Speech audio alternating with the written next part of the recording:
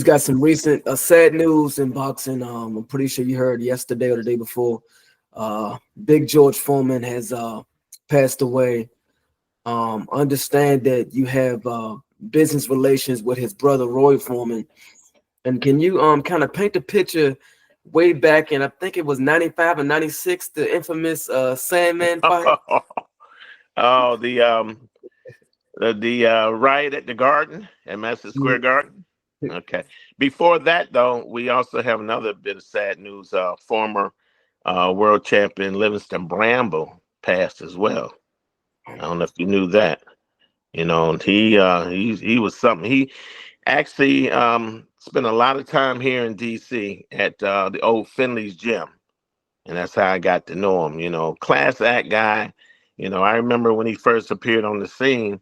Um, he had the dreadlocks, you know, and he fought Ray Boom Boom Mancini twice, beat him twice, and so that's when I knew he was legit.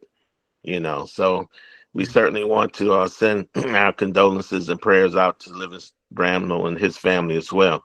Back to Big George. So I was at Madison Square Garden announcing the undercard. My mentor, Michael Buffett, brought me in to announce the undercard for Riddick Bowe against Andrew Galata, the first fight.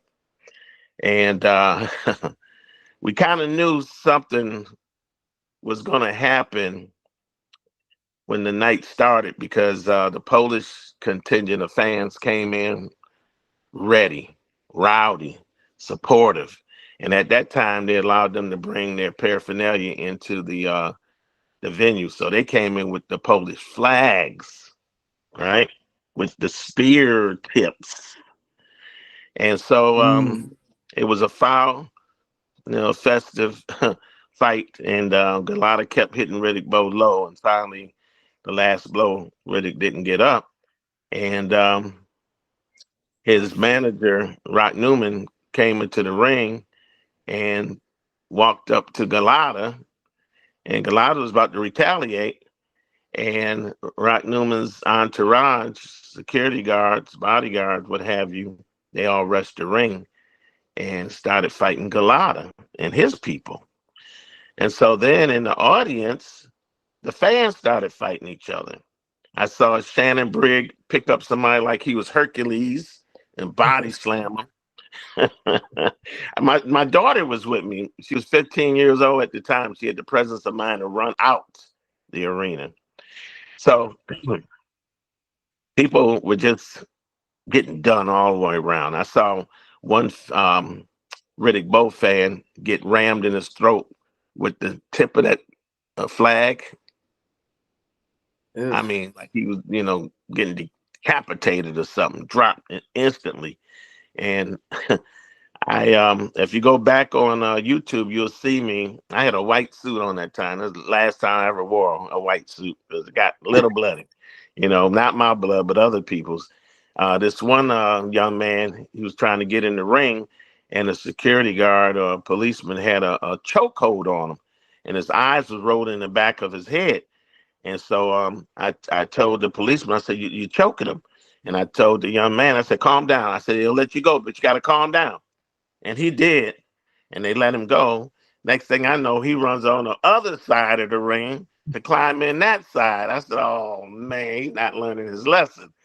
So people started going after the color commentators, Larry Merchant and Jim Lampley.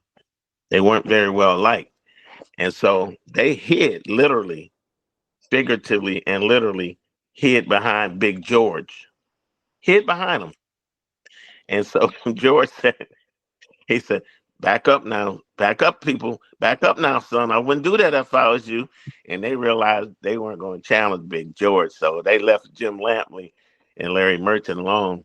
And don't you know, they gave George Foreman the biggest contract in color commentator history because they were so appreciative that he didn't let harm come to his colleagues. That's, I mean, Mm. awesome. Yeah. And then, of course, you know, the George Foreman grill that made him millions.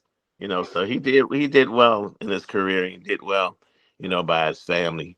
I as you said, have a strong relationship with his brother Roy. So certainly send out condolences and prayers to the family. And I actually sent a text message to him the other day that I'd be willing to come to Houston and do a spiritual 10 count at the home going on my own dime. That's how much respect I have for that family.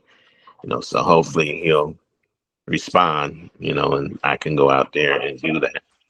Um, Roy was responsible for me actually announcing in New Orleans the day before the Super Bowl. He was Right. one of the promoters, and everybody he could have selected, he selected me. So certainly, man, it's just a tough one for the family. George was so well like a guy that literally changed his life around through Christ because he wasn't well liked in boxing. Of course, he was a bully. He was a Sonny Liston type.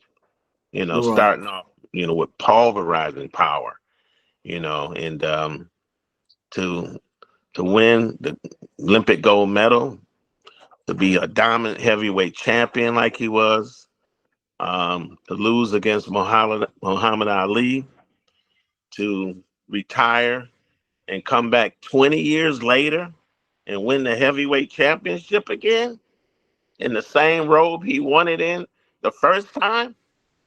That's the stuff of legends. So Mhm. I thought you was gonna say something about that. So anticipation, I want to give that 10 count right now.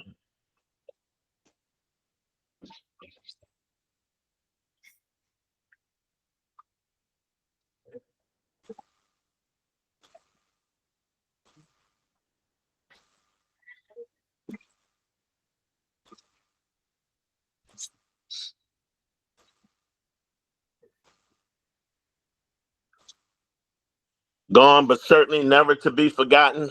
His good days outweigh the bad, with more victories in life than defeat.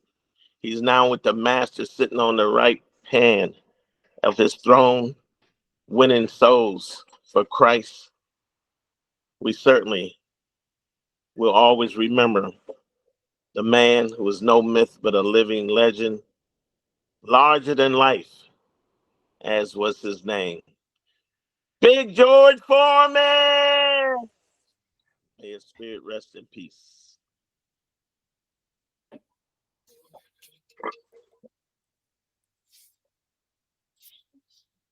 Mhm.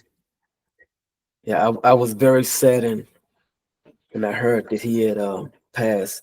Anything that George Foreman said to you specifically when you met him at that particular fight? He said, keep doing a good job, young man.